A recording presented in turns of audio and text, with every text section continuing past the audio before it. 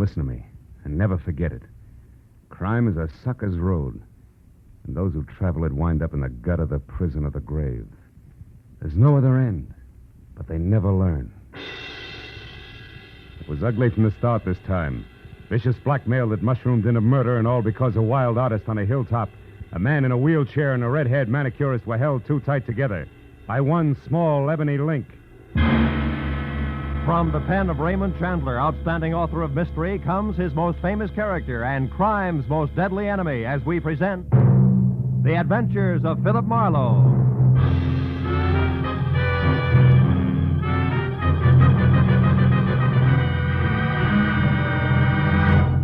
Now, with Gerald Moore, starred as Philip Marlowe, we bring you tonight's exciting story, The Ebony Link.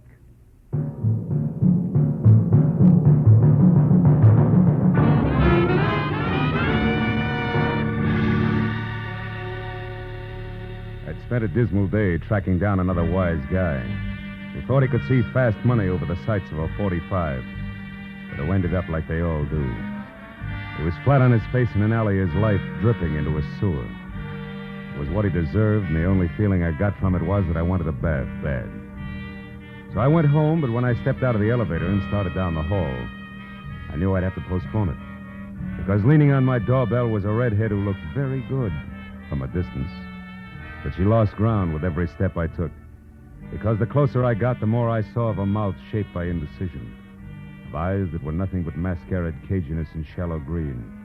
And flashy clothes that carried the kind of bargain basement label you can't tear off. Good evening. Looking for me? Yeah, you're a private detective named Marlowe. I am. Come on in.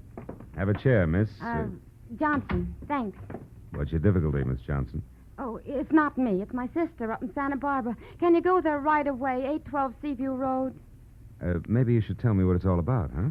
Well, she loaned a gentleman friend of hers some money. Okay. That's enough of the sister act, baby. What's the gag? Gag? Why, I don't think I understand. Number one, there's no 812 on Seaview Road. It runs into the ocean at the 600 block. I know. I used to live there. But Number two, when picking a phony name, Johnson is the second most popular in the book. Yeah, but and number three, baby, me hiring out as a patsy of any kind is lousy for my business.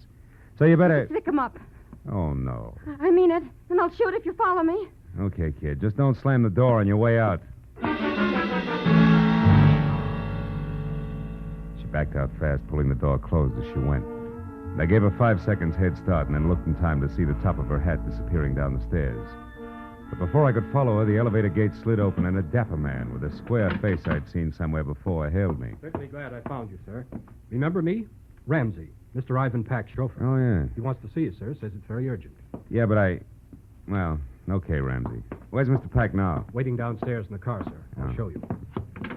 We tried your office first, but it was locked. We were afraid you might have gone out of town. You aren't going, I hope. No, but it was close. By the way, how is Mr. Pack these days? Still confined to his wheelchair? Yes, sir. But he gets around fairly well with me to help him, of course. Mm-hmm. What's the matter, Mr. Marlowe? Looking for someone? Not exactly, Ramsey. Chances are she ducked out the back way and still running. Oh, I beg your pardon, sir. This way, Mr. Marlowe. Here we are. Oh. Hello, Ivan. Get in, Marlowe. Thank goodness we found you. Well, just drive around the block, Ramsey. He said it was urgent. Is it really that bad? Yes, it is. Roll up the glass there, Marlowe. It's best if even Ramsey doesn't hear this. Okay. That's it. Marlowe, I'm being blackmailed again. Huh? It happened 6 months ago for $10,000. This time it's $50,000. Brother. What have they got on you, Ivan? What's the lever? The lever is that I happen to love my wife, Leona. That I happen to feel it's my duty as a husband to protect her reputation and shield her from heartbreak. I still don't get it. Marlowe, I tell you this because you're the only person I can trust. Leona spent a year in prison back east when she was a kid, but that's nothing to be ashamed of all your life. I know. Take it easy. I'm sorry. Bluntly, I can't afford to throw that much money away. On the other hand, if I don't pay, they threaten to expose Leona as a jailbird. She couldn't stand that, Marlowe. Mm-hmm. I know her. She ran away the first time this happened. She said she wouldn't be that kind of burden for me. If she finds out about this new demand, she may do something even more desperate. Blackmail's always tough. Who's doing it? I don't know. All we have to go on is this letter. Let's see it. Here. It's got an L.A. postmark. The stationery is a high grade that doesn't match that cheap envelope. Mm-hmm. The top of the page has been cut off, see? Yeah. Strange backhand, too, huh? Hey, this demands a payoff by 12:30 tonight. Why didn't you give me more time? I just got the letter this afternoon. Yeah.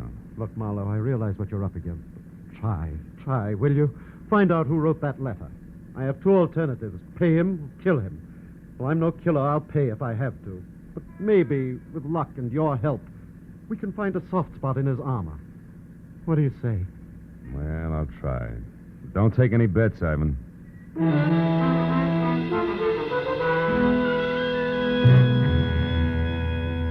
Ivan said he'd be in his office all night, then dropped me off at home where I got in my own car, pulled around a big gray sedan in the driveway, and hauled a small sample of the blackmail stationery into the police lab.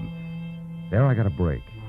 The boys had it classified in 30 minutes, and after another 30, handed me the names of 2 business houses and 12 hotels in the city that used it. It's too many to check in the time allowed, so I called Ivan Pack and started down the list. He stopped me at the 4th hotel, which was the Beverly Crest, with the word that his wife Leona had spent a lot of time and money shopping in the hotel's exclusive arcade. So I drove out to the Beverly Crest, watching a big gray sedan in my rearview mirror most of the way. But in the hotel, I killed another hour drawing blanks, even at the writing room blotters. Until, on the way out, I got another break. The beauty shop was closing for the night, and inside, slipping a coat over her manicurist's uniform, was a redhead. The same redhead who had tried to sack-track me to Santa Barbara. I followed her out of the hotel, and when she got around to the back, I stopped her. What do you want? I got curious about your sister. I don't know what you're talking about. I don't have a sister, and I never saw you before in my That's life. wishful thinking, baby. You can talk here or over a desk at police headquarters, but you're going to talk. Now, which is it? Wait a minute, no cops. All right. Okay, Marlowe, sure. I'll talk. I got a sister in Santa Barbara, all right. She's a mermaid. She comes up once a year to fish for seagulls, and she wanted you to bait the hook. Come on. Straighten it out. You're smack in the middle of a lot of trouble, and it's getting deeper fast. Believe me. No, I'm not, wise guy. You're in the middle. In fact, you got trouble right behind you. Stop. Oh!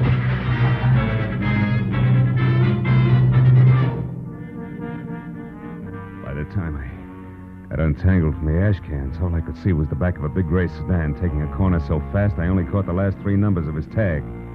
440. But as I stood up and dusted myself off, I saw something black and shiny. It was a 5-sided ebony cufflink. I dropped it in my pocket as I went inside the hotel again. A 5 to a bellhop got me the manicurist's real name, Rhea Fleming. But even a 10-spot failed to raise her address, so I called my client again, tried Rhea's name on him. When that missed, I asked permission to go and see Leona about it. That got me 60 seconds of argument, 10 of dead silence, and finally a very reluctant okay from Ivan. 20 minutes later, I pulled up at 94 Camden Drive, in front of a house sprawling in Spanish that was home to Ivan and Leona Pack. And the delicate, dark girl with the shy, gray eyes who answered the door was Leona herself. Yes? I'm Philip Marlowe from the Sequoia Accredited Justice, Mrs. Pack. I'm told you patronize a manicurist, Miss Rhea Fleming, at the Beverly Crest Hotel. Why, yes, occasionally. Is anything wrong? Oh, no. Nothing serious at all. May I come in? Oh, of course. I'd like to ask you a few questions about Miss Fleming. Well, I really don't know her very well. Oh, I understand that.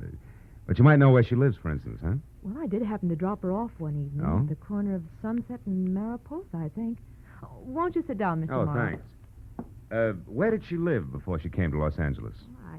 I have no idea. You don't, huh? Well, do you happen to know if she writes in a heavy, angular backhand? A heavy... Mm-hmm. Mr. Morrow, may I see your credentials? Why, of course, if you wish. No, don't bother. It's happened again, hasn't it? Ivan's received another letter, and I'm... Who are you, really? Private detective working for Ivan? Oh, that's a cheap trick, I admit it. But we wanted to keep this from you, Leona. I won't let it happen. Now, wait a minute. Listen to me. Ivan's doing everything possible to stop this business. Now, give us a chance. You're running away now. It would be the worst thing you could do to it. It's so terribly unfair, Now, Marlowe. we're on your side. Don't you understand that? And you're in a position to help us if you will. Marlowe, is it Rhea Fleming? Well, she's in on it, but not alone. She doesn't have the brains. But whoever is behind it belongs to this ebony cufflink. Ever see it before, Leona? Think hard. No, I haven't. Oh, it's too bad. Well, do you happen to know anybody who drives a big gray sedan? The license number ends in 440. That might be Bruce Morachek, Morachek, who's he? an artist Ivan hired to do a portrait of me. Mhm. Picture isn't finished yet. It may never be. Bruce is too temperamental and exacting, but Why did you ask about him, Marlowe? Yeah, because I've been tailed by a gray sedan since I first started in this mess. Oh, it couldn't be Bruce. I'm sure of that. Now, we'll see. And, Leona, until you hear from me again, promise you won't do anything rash, huh? Where are you going now, Marlowe? Put some pressure on Rhea Fleming. Her character has all the sterling qualities of mud pie, and I think she'll crack just as easily. So long, Leona. I'll call you. In spite of what Leona had said, I still thought there might be more to Bruce Moracek than ever got on canvas. When I was out of the house and halfway to my car, I knew I'd have a chance to find out because across the street, a door flew open on a big gray sedan. Better than 6 feet of swarthy but handsome man clambered out and rushed toward me. It wasn't the lock of black wavy hair that dangled dashingly over one eye, but the fact that his hands were curled into very large fists. It gave me a definite them or us feeling about him, and the closer he got, the more certain I was that I'd have to let him have it first. And when he got within reach, I did just that. Ha! And while you're thinking that one over, chum, try this. How long have you had on that polo shirt? Speak up. All day. Confound you. But you don't have to knock me down to find that out, you idiot. No, it was faster that way, and I'm not through yet. You've been tagging me all night, and I don't like it. How come? You wouldn't understand. Try me. Come on. I haven't got much time. All right. Until yesterday, I was working on a portrait of Mrs. Pack. Yeah? She's an exquisite subject, but I quit because it became impossible. Mm-hmm. She's being so upset by something or someone she doesn't even look like the same person from one day to the next. And that's supposed to explain why you've been tailing me all over town? I told you wouldn't understand. A portrait artist is not only a painter. He isn't, huh? He must be a psychologist, a doctor, Mm. even a detective, if necessary, when his subject's beauty is being destroyed before his eyes. Oh, come on. It's true. So I followed Mr. Peck to you and you to the Beverly Crest Hotel because you are up to something. I want to know what it is. Mm-hmm. Naturally, it wasn't you who put the slug on me at the hotel, huh? The what? The slug. Slug. No. I saw you walk around to the back, but the time I got there, a car was driving off. I thought you were in it, so I tried to follow, but I lost it. Yeah? And then I came up here. Well, let me tell you something, Moracek, for your own good and your subjects. If you're on the level, go home, and if you're not on the level, brother, you better get out of town while you still can. Good night! I looked back just before I turned the corner, and Moracek was still standing where I'd left him. So I drove out to Sunset and down to Mariposa, where I parked, and started walking. And I was more than an hour ringing doorbells, interviewing kids, husbands, and homemakers, and running down false leads before I finally found the mailbox labeled Rhea Fleming, Rear, in a brown stucco 2 blocks south. I hacked my way through the underbrush hugging the front house to a converted guest cottage in the back numbered 8811. I didn't bother to knock. I just walked in. Hey, darling, I was beginning to think you'd never get... Marlowe, get out. Get out of here or I'll scream. I scream louder. Who's the boyfriend you're expecting, Rhea? I don't have a boyfriend. It wasn't your grandfather that piled me up at the hotel tonight, baby. It's your last chance. Who was it? I don't seem to recall the incident you refer to, Marlowe. Now, listen, jerk. You're in a rotten blackmailing game right up to your earrings. And what's more, your extortion letter went through the mail. Did you get that? That's a federal rap. You can't beat it. I'm going to see that you don't because I'm sick and tired of fooling with you. You're too stupid to realize when you're licked. Federal rap. I didn't know that, Marlowe. Who are you calling? Cops, of course. I'm through. I'm putting you out of circulation right now. No, wait. Don't do that. I'll tell you who's with me. Okay.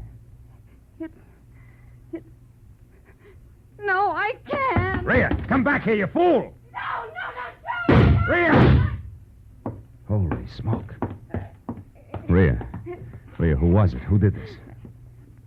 Gee, I didn't figure it'd go this far. I just didn't realize. No, I guess you didn't, baby. One down and one to go.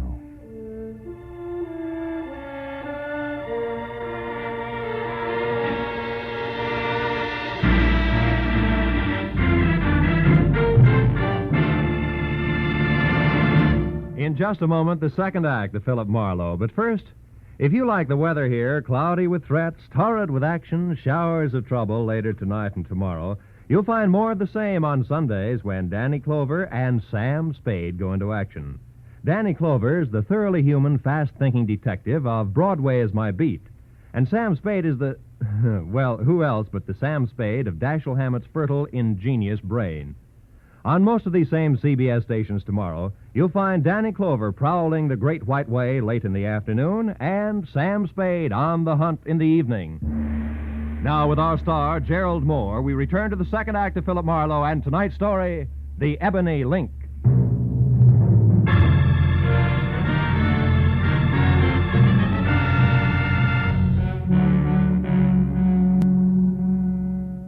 Fleming's face relaxed in death, the gaping, frightened people who make up every street scene began to gather. And as each newcomer timidly edged forward and then caught his breath at the sight of the dead girl, and in a small, tight voice asked whoever was standing next to him what had happened, only one thought kept running through my mind. Leona's blackmailer and the murderer of Rhea were one and the same. So leaving my card with an old, toothless biddy who demanded to know why I was running away before the police arrived, I piled into my car and headed for Ivan Pack's office on La Brea. I pulled to a stop just as the chauffeur named Ramsey darted out of the building and into the family limousine parked at the curb and pulled away fast. But since Pack was the man I wanted to see, I dismissed the thought of a not-so-merry chase, went to the door and knocked. 5 minutes went by before my client wheeled himself out of an inner cubbyhole and opened up. And another 5 while I brought him up to date, blow by blow, the redhead's violent death included. Murdered Marlowe? Yeah.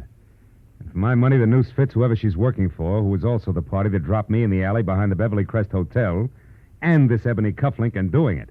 Ever see it before? Why, no, I haven't. You sure, Ivan? Sure it wasn't once holding a lot of fancy shirt together for one Mr. Moracek, maybe? Bruce? Well, why him, Marlowe? Because he's been tagging me all night. Say, tell me, Ivan, how well do you know him?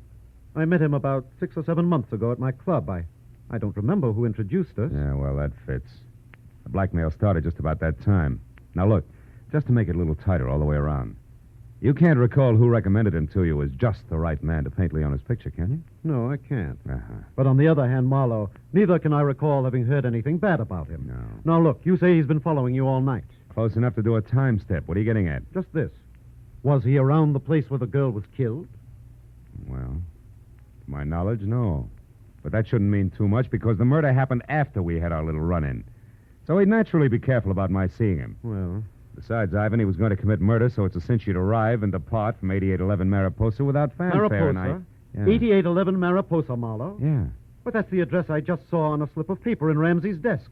There was a phone number, too. Wait a minute. Your chauffeur's Rhea Fleming's address? Yes. Here, get hold of my wheelchair. Sure. It's that far desk there, just inside that partition. You know, Ivan, when I pulled up outside here, I saw Ramsey leave. You know where he was going? Yes, he was going to dinner. Unless he hasn't eaten in 5 years, I don't think that's where he was going. He lurched from the curb like it was on fire. Here you are, Marlowe. The top drawer on the right. Toward the back. I see it. Yeah. 8811 Mariposa, all right. Phone number and nothing else except this. What did you find, Marlowe? A cufflink, Ivan, twin to the one in my pocket. And maybe a murderer who isn't named Moracek. You mean Ramsey? Yeah. Oh, no, that couldn't be. Why not? Ramsey's been here with me for the past 2 hours. So you mustn't discount Moracek or anyone else just because of this cufflink and the address. Well, in that case, no. But I can include Ramsey along with the late Miss Fleming as at least one accomplice on what's fast getting to be a very elaborate setup. Ivan, do you know where Moracek lives? Yes, at his studio. Lookout Mountain Road, just off Laurel Canyon Boulevard. Laurel Canyon. Well, I don't know the exact address, but you ought to be able to get that from Leona. Yeah. Well, I'll get in touch with you later, Ivan.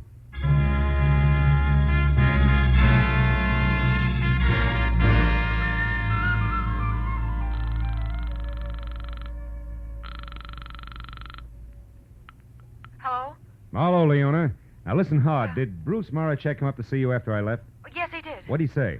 Well, only that he'd collided with you on the stairs and that he wanted to know who you were, what business you had with me. Just tell him? Of course not. I wouldn't tell anybody anything about this. He didn't like that, huh? No, as a matter of fact, that's the reason he went home. Right away? Within 5 minutes. Oh. He said he was going back to his studio and would be there all night if I needed any protection. But why? Is it because of something you found out at Rhea's place? No, it runs the other way. It's what I didn't find out. She was murdered, Leona. She would... Rhea? Who could have done it, Phil? Whoever's blackmailing you, I'm positive. But whether or not that's Moracek, I don't know yet. Now, look, what's the number of his place on Lookout Mountain Road, Leona? Come on, fast. 173. 173. But Thank Phil, you, must and be... goodbye.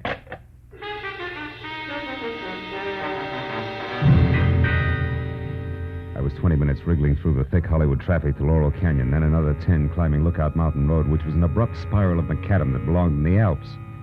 So when I parked away from the bay window with roof that was numbered 173 and started up through the junior jungle that led to the front door, it was exactly 10 o'clock. And considering the zest of my last meeting with the artist, a good time for me to be careful.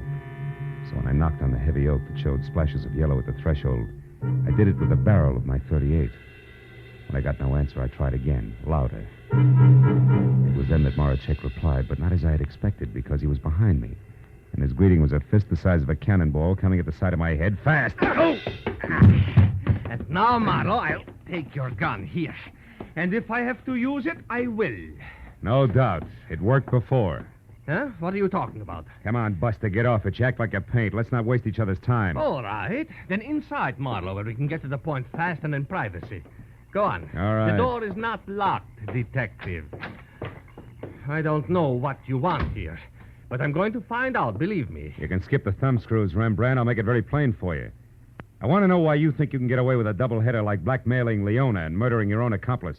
Any comment? Yes, you're either stupid or a raving maniac. Now listen, Marlowe. Moracek. No, you listen to me.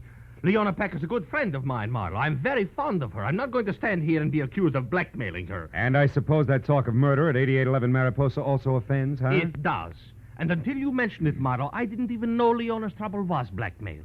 And as for a murder at something or other Mariposa, I have been here painting since I last saw you. Which who will swear to? Nobody. Ah. But if you will step over here, you can see that this canvas is fresh, that the paint is still wet. It was my chance. The second he got in front of his canvas, he forgot he was holding my .38 in his hand. And as he talked, he pointed with the barrel like it was a paintbrush.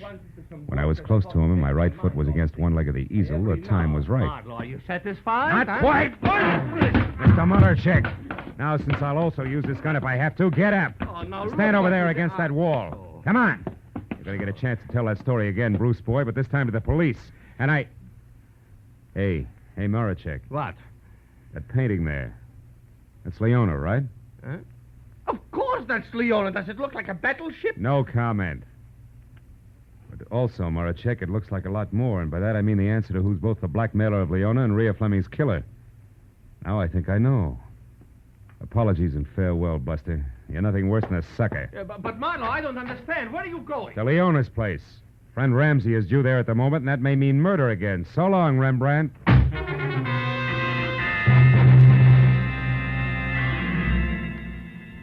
Once I was off the mountain, back onto Laurel Canyon, then over to Sunset, and pointed toward Beverly Hills and Leona's house on Camden Drive. I kept my right foot heavy on the accelerator and my mind working just as fast. Because no matter which way I added things, I was still basing a lot on a little, and a few important points shy of figuring the whole deal. And 5 minutes later, when I was parked and walking toward the door of number 94, nothing was any clearer. But then, it didn't seem to matter because when I glanced in a side window as I reached for the doorbell, I saw Leona sitting alone on the edge of the couch like it was going to blow up any minute. Her face, which was frozen in the half-crazed expression of the condemned man watching his executioner sharpen an axe, told me that Brother Ramsey was already present, and probably out of my view with at least a gun in his hand. But since I'd gone this far on what I knew to be a very sorry case, I decided to play it chin out and hand tight over 38 in pocket. Who is it? It's me, Leona, Marlowe. Oh, 1 minute, Marlowe. I look a sight. Not a bad one, though. Alone? Yes, come in, won't you? I've been expecting you. Yeah. Well, I just left Moracek, Leona. I was wrong about him, being your blackmailer, I mean. Of course you were. That's what I tried to tell you on the phone, Phil. What finally convinced you? A picture. You mind if I sit down? I've been doing a lot of running around tonight. Oh, of course. What picture, Phil? Oh, the one he did of you. I can't say much for it, though. No, it isn't too good, is it? Mm-mm. But... How'd it tell me the boy genius, wasn't it? Yes, I'm interested. Oh, you should be, Leona. It was a blouse you had on, remember? A white one with cufflinks. Cufflink? Mm-hmm. Ebony ones, like this. One I showed you when I was here earlier. One you said you didn't recognize. The one out of the set you must have given Ramsey as a present after Bruce Moracek was through painting your picture. The one that says the blackmailer of Mr. Ivan Pack is you, Mrs. Ivan Pack. No. And you killed Rhea Fleming, too. No, you're wrong, Marlowe. Why would I kill Rhea? For the same reason you denied recognizing the cufflink. You didn't want me to get to Ramsey, so No, you you're killed wrong. Rhea before she could name him when No, I I was at the didn't cottage. kill her. And then you still couldn't get me to Ramsey because if I pressured him enough, I'd have to find out his game was cutting in on you. Because he knew you were blackmailing yourself. I heard enough. You're smart, Marlowe, very smart. But how do you think you're going to prove all this? How? Answer me. All right. Ramsey figured you killed his girlfriend, Rhea. We sent him flying up here from Ivan's office to No, I demand a didn't bigger kill her. cut, or maybe all of the 50 grand. I don't Now know that you've anything graduated about from it. blackmail to murder, I've been waiting and watching for You're him to make a wrong, move. Marlowe, you're But since wrong. he hasn't, Leona, he must be dead. Here, in this house, he isn't, probably in no. this room. And that, No, Mrs. Pack, he's you won't be able to not. explain away. Now, where is he? Where, Leona? No.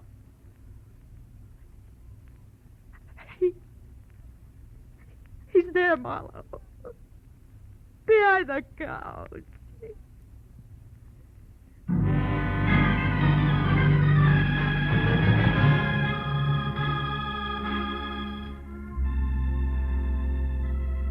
I called Ivan Pack and told him he wouldn't have to pay the blackmail money and why. There was a long silence before he said goodbye, and I went to police headquarters where an uncomfortable hour and a half went by before homicide was satisfied and Leone had signed a complete confession. So by the time I got over to my client's office on La Brea, where I knew I had to go, it was almost 12:30, the hour originally set for the payoff. When I was inside and sitting next to the man in the wheelchair whose watered eyes never left my face, it was exactly that, straight up and down. A little clock in the corner of the room said so. Well, Marlowe, I just saved $50,000, didn't I? Maybe a little more than that, Ivan. Maybe unhappiness for years to come, huh? Yes, I suppose so. Leona wanted two things, Ivan. Your dough and Bruce Morachek. She didn't get either one. The $10,000 you paid the first time and the money she was going to get tonight would be a bait to catch a starving artist. But I was wrong about him. He wasn't interested, except as an artist. And your chauffeur and your wife's manicurist knew enough between them to try to get a piece of that dough for themselves. Yes, I owe you a lot, Marlowe. Oh. After all, I just said I saved $50,000, didn't I? Even though I lost a wife. Good night, Marlowe. I'll talk to you tomorrow. Sure. Night, Evan.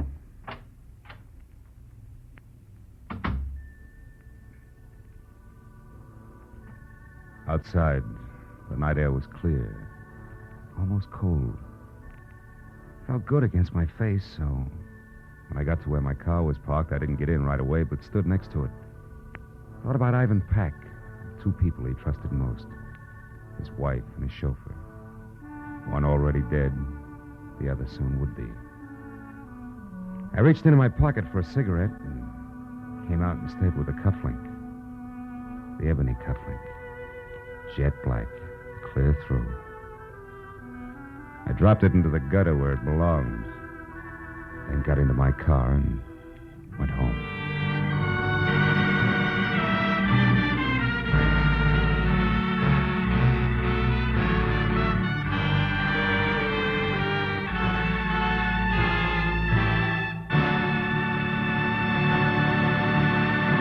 The Adventures of Philip Marlowe, created by Raymond Chandler, star Gerald Moore, and are produced and directed by Norman MacDonald. Script is by Mel Donnelly, Robert Mitchell, and Gene Levitt. Featured in the cast were Edgar Barrier, Gene Bates, Larry Dobkin, Georgia Ellis, and Ron Brogan. The special music is by Richard O'Runt. Be sure and be with us again next week when Philip Marlowe says... I was hired to find a thief, and I did. 1,000 miles from home. But first I found a hammy Othello, a lush with a Luger, and a fresh corpse in the closet. All because the only woman in sight wouldn't play fair.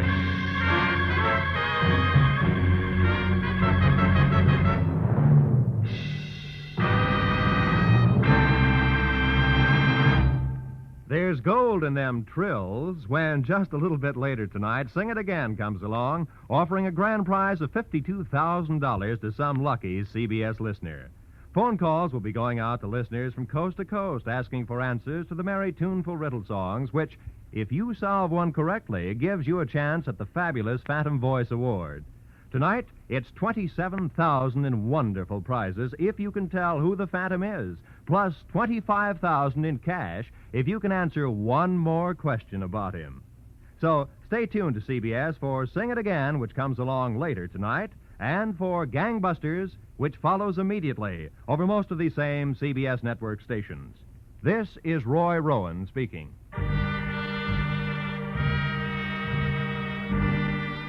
This is CBS, the Columbia Broadcasting System.